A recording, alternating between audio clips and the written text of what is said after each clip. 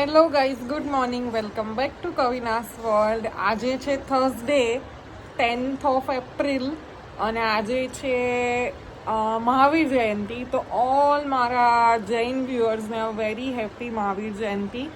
અને આજે મહાવીર જયંતિ છે એટલે વંશુની સ્કૂલમાં રજા છે. અને આજે અમારા ઘરે ગોયણી જમાડવાની છે. તો માસી આવવાના છે, માસીના દીકરાના વહુ આવવાના છે, એટલે મારા દેરાણી જેમને હમણાં જ લગ્ન થયા, તમે બ્લોગ જોયો હશે ડિસેમ્બરમાં. તો માસી છે યશપાલના માસી, એટલે મારા માસીજી.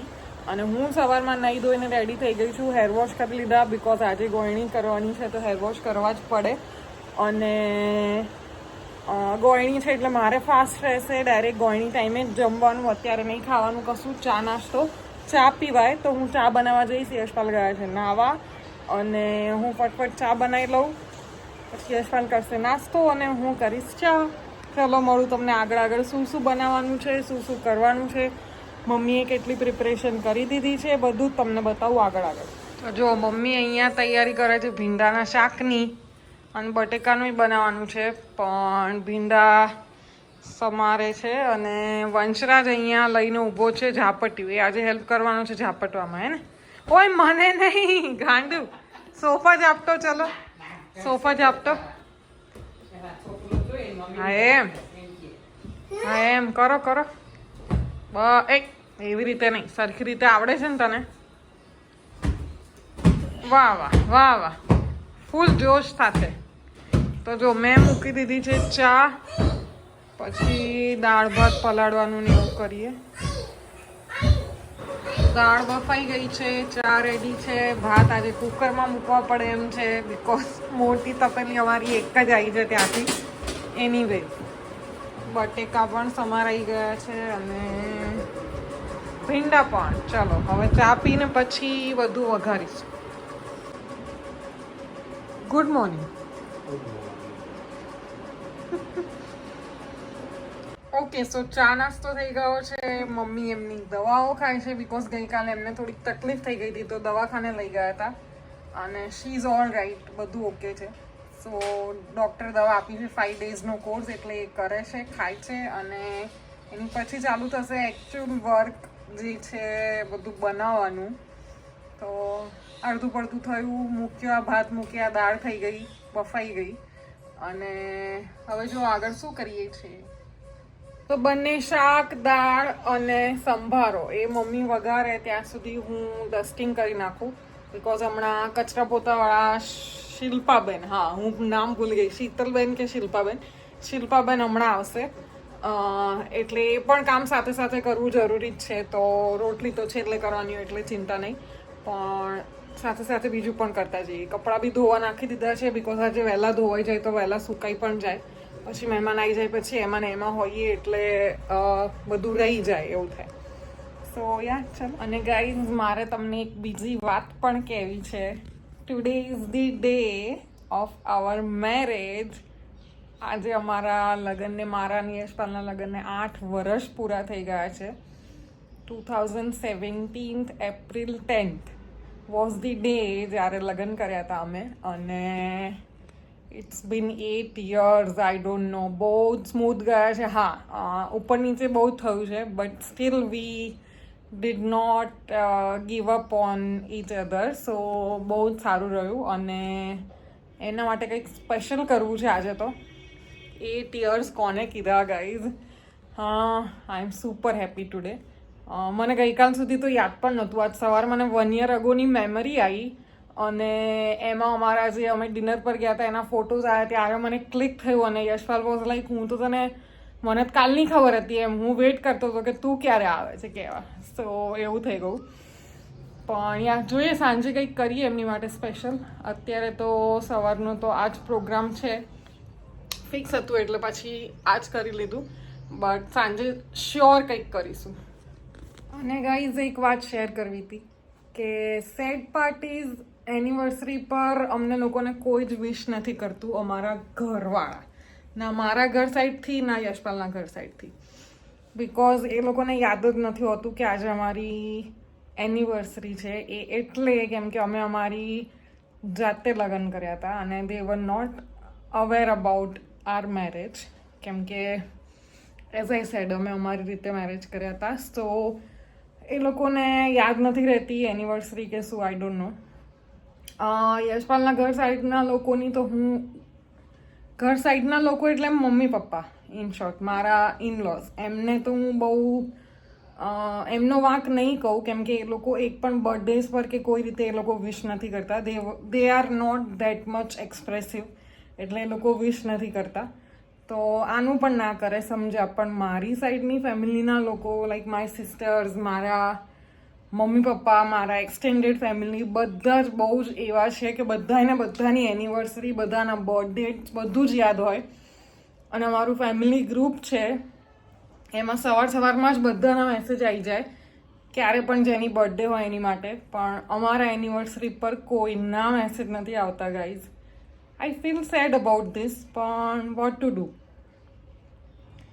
એનીવેઝ, પછી જ્યારે ઇવનિંગમાં કે એમ અમે એક પોસ્ટ કરીએ ત્યારે બધાને ખબર પડે કે કંઈક સ્પેશિયલ છે એટલે જ પોસ્ટ કર્યું હશે ને, એટલે પછી બધા પૂછે ને પછી વિશ કરે. એમાં બહુ મજા ના આવે. આઈ થિંક જે રીતે sorry I M gating emotional, but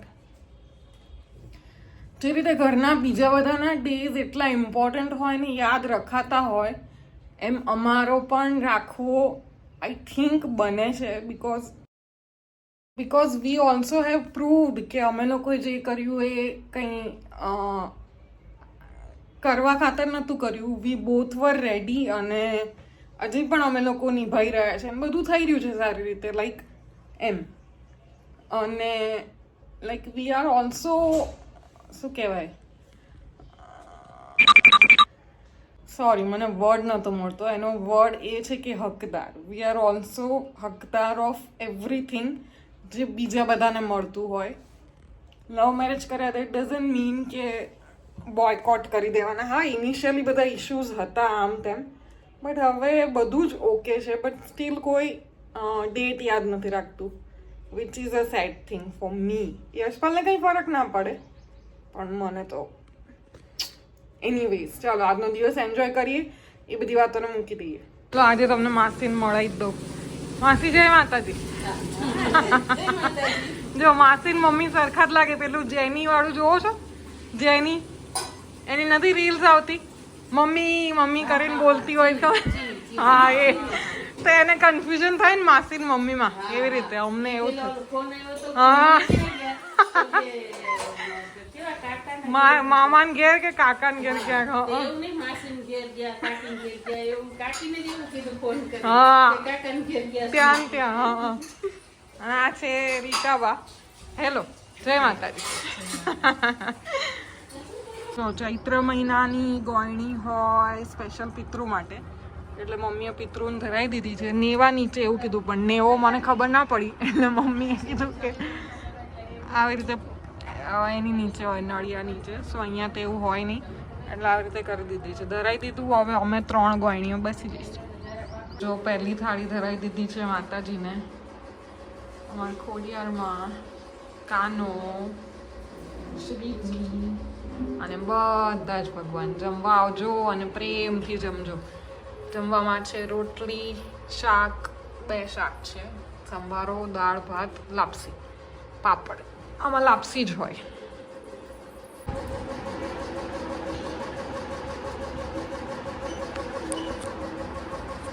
તમને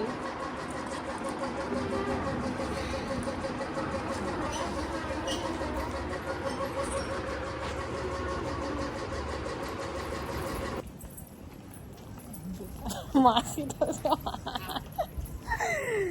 ચાલો માસીને સી ઓફ કરવા જઈએ છે. માસાને કરણ આયા છે, મળી આવીએ.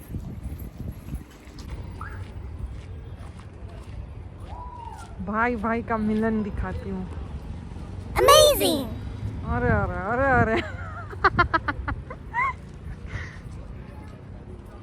કેમ છો? મજામાં? તો ગાઈસ માસી લોકો ગયા પછી વાસણ ને પાછળનું બધું કામ પતાવીને જસ્ટ ફ્રી થયા છે. જસ્ટ કેટલા વાગ્યા છે હું બતાવી દઉં. 2:30 2:30થી આ બધું કામ પતા હજી બી મમ્મી તો વાસણ લૂસે છે ને બીજા વાસણ અલગ પાડે જે નવા કાઢ્યા હતા એને એવી રીતે. તો આઈ સેડ હું બહુ થાકી ગઈ, હું હવે જઉં છું સુવા. તો હું આવી ગઈ છું રૂમમાં અને યશપાલ પણ આવીને જમીન જતા રહ્યા છે.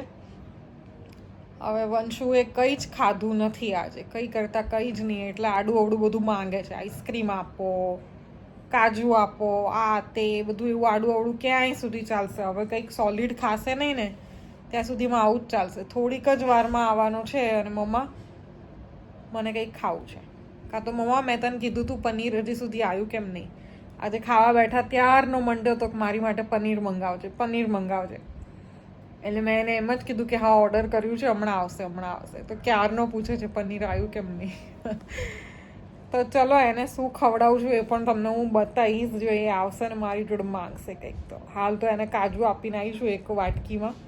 એ પતશે પછી બીજી કંઈક ભૂખ લાગશે એને.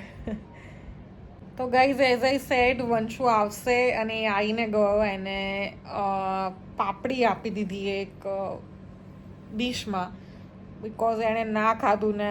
આઈ હોપ બહુ બધા જે મમ્મીઝ હશે એ લોકો અગ્રી કરશે મારી વાતથી કે આવું કંઈક ઘરમાં ફંક્શન હોય એટલે છોકરાઓ હાથમાં જ ના આવે. રેગ્યુલર રૂટીન બહુ જ સરસ રીતે ખાઈ લેતા હોય, પણ આવું કંઈક હોય ને એટલે આપણે ગમે એટલું કરીએ ને એ ના ખાય તો ના જ ખાય એમ. અને પછી હું બહુ વધારે ફોર્સ કરવાનું બિલીવ નથી કરતી. એને જ્યારે ભૂખ લાગશે ને એવું થશે કે હવે મને બહુ જ ભૂખ લાગી છે, નથી રહેવાતું, તો એ બપોરે કરેલી રોટલી સાંજે પણ ખાઈ લેશે બહુ જ ઇઝીલી. એટલે છોકરાઓને બહુ વધારે પડતો ફોર્સ કરવાનો કોઈ મતલબ જ નથી. So I believe in this method. એને ભૂખ લાગશે એટલે એ સામેથી કહેવાનો જ છે કે રોટલી ખવડાવો. અધરવાઇઝ અત્યારે એને બધું આડું અવડું ખાવાનું મન છે તો એ જ ખાવાનો છે. અને એક દિવસ તો ચાલે જ આઈ ગેસ, કેમ કે ડેલી એનું રૂટીન બહુ જ સેટ છે, સરસ રીતે ખાઈ લે છે. બટ કોઈક દિવસ આવું હોય ને વી હેવ ટુ ઇગ્નોર એમ આવા દિવસો. સો અહીંયા જ હું આ વ્લોગ એન્ડ કરવા માગું છું. અને સાંજે અમે લોકો ક્યાં જઈએ છીએ ને શું કરીએ છીએ એની માટે તમે લોકો મારા નેક્સ્ટ વ્લોગની વેઇટ કરજો. સો સ્ટે ટ્યુન. અને બહુ જ મજા આવશે સાંજે પણ, ટ્રસ્ટ મી. સો હું ને યશપાલ થોડું કંઈક તો બોલીશું અમારા સ્પેશિયલ ડે માટે. તો એની માટે તમે લોકો જોતા રહેજો, વેઇટ કરજો નેક્સ્ટ વ્લોગનો. ત્યાં સુધી બધાને bye, take care. Thank you so much for watching. અને જલ્દી મળીશ મારા નવા વ્લોગ સાથે. બાય.